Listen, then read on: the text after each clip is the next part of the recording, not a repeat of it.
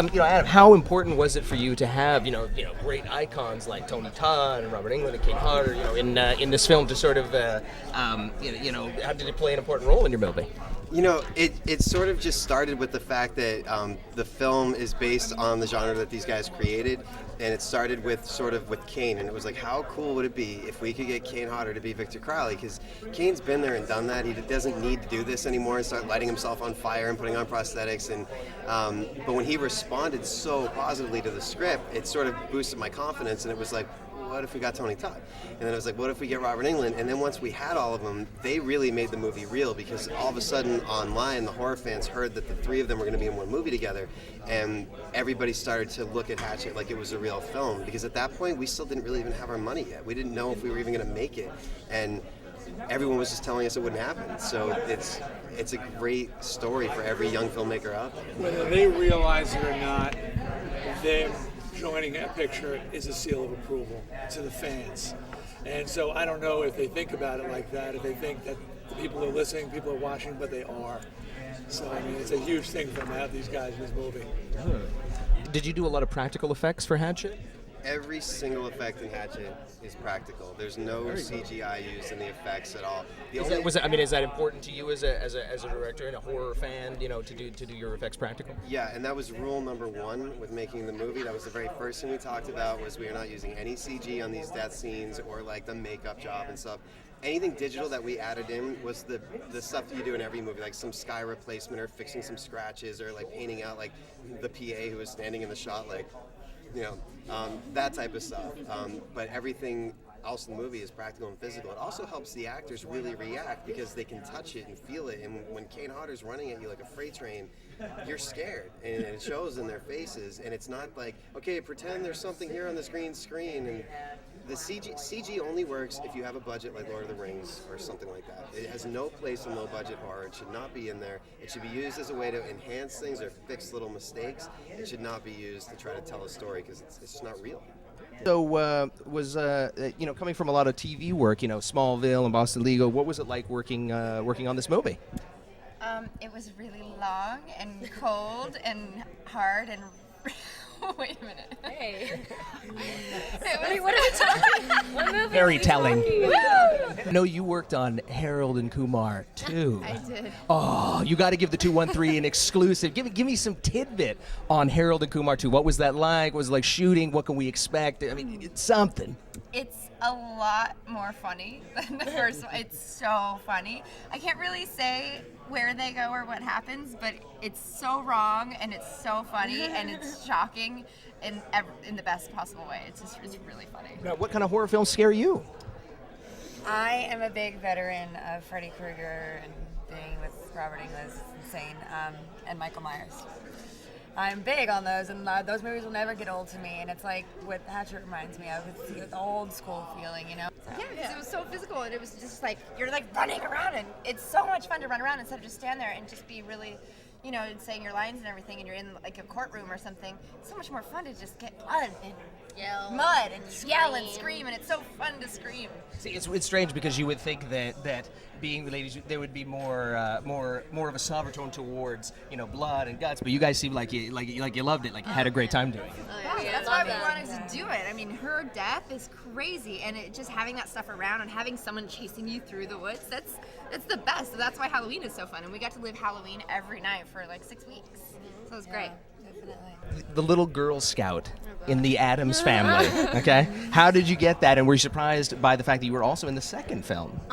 I just got that. I just had started my career. That was my first job ever. So I just auditioned and I ended up getting it. And it was only one scene, and my mom told me, she's like, don't, if it gets cut, because it wasn't really, it didn't really have anything to do with the rest of the film. It could have been cut. So she's like, if it gets cut, don't be sad or whatever. At least you got your SAG card or whatnot. So turns out that test audiences thought it was like the funniest scene in the whole film.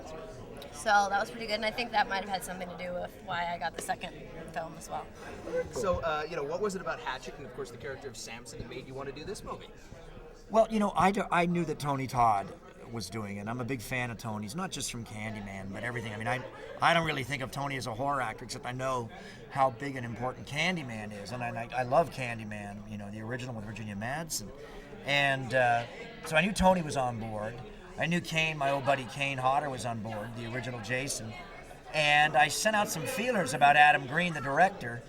And I had just worked for Eli Roth and Scott Spiegel, and they told me, you know, this kid's a comer. And I'd heard it on the sort of, you know, jungle drums in Hollywood, you know, that Adam was a real comer and a real force of nature.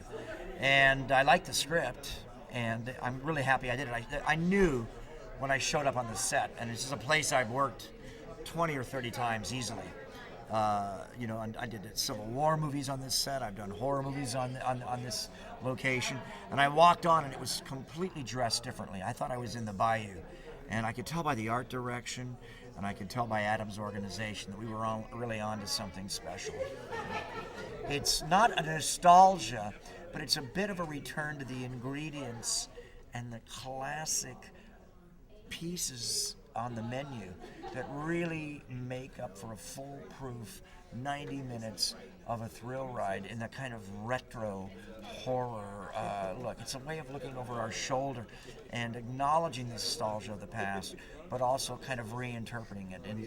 In Hatchet, for instance, you know, the kids have been through the Scream movies, and they've been through the porn torture movies, and they're on the other side of that, but they still have to succumb to Victor Crowley's wrath. Make sure. I'm with Joe, Anna, and Ray, and we're talking about the Paramount presentation and what kinds of things they saw. So what can you tell us? What did you see at the Paramount presentation? They showed us some of the footage from Iron Man, which actually looked really cool. And what else did they show? Oh, they brought out Zachary Quinto, who's now playing Spock in the new Star Trek movie, and also Leonard Nimoy, which was actually really cool. It's kind of creepy how they look alike. It was really bizarre, yeah. There was some Spiderworks footage there. There was a whole bunch of stuff on Stardust. They had writers out from both of those things. And probably the coolest thing was the Indiana Jones stuff. What did you see at the Indiana Jones one? Oh, well, we saw the live cast. They had Steven Spielberg speak to us, and they showed the cast they brought in. I'm trying to remember names. Harrison Ford, Sheila Booth, or however you pronounce his name, Ray Winstone, and then also Karen Allen's coming back for this one. What was the best thing? What was the best thing? What was the worst thing? For me, the best thing I'd have to say was actually the Indiana Jones, seeing them all working on it, and then seeing Harrison Ford in the Indy gear. That was really cool. The worst thing, I think for me, was actually still the not telling anything about 11808, just because it's like, they're even have swag for it, and nothing. No offense by this, but if you're a nerd, this is your time to go to the movies. Everything I saw there was perfect. Okay? So all you, while you're sitting there watching this online, you know, in your mom's house, get out there, pay some money, get in the theaters. It's worth it. Okay? Thanks very much, you guys. This is from the Paramount panel. This is Jason Coleman with the213.net. Thanks. Jabba, brother, you gonna finish that? Come on, share the wealth, man. How about a little taste, you know? Don't be such a greedy son of a bitch. Why are you trying to replace Kurt Russell with Snake Plissken, my friend? Because I'm better. Everything going okay? I don't know if that loincloth is big enough for you, pal. Hello. What are we here? Look Hey, come here, Dick. Ooh. He's caveman robot. Caveman robot. Look at the size of that thing. Look at the size. Look at the size of that club. Ooh. Air conditioning suit, friend or foe? Here at Comicon, proving that the fuzz is indeed hot. Well, this is Jason Coleman from the213.net with Natalie, also known as Medusa. And Lauren, the kinky pirate. Kinky pirate. That's right. Anyway, we're signing off from the Comic-Con this year. Stay tuned to the213.net for further coverage, for more news and interviews and everything else. Thanks.